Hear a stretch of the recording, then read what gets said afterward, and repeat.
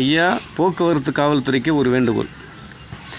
வண்டியை ஓட்டின்னு போகும்போது ஹெல்மெட் இல்லைன்னா பிடிக்கிறீங்க, லைசன்ஸ் இல்லைன்னா பிடிக்கிறீங்க, இன்சூரன்ஸ் இல்லைன்னா பிடிக்கிறீங்க, 3 பேர் போனால் பிடிக்கிறீங்க.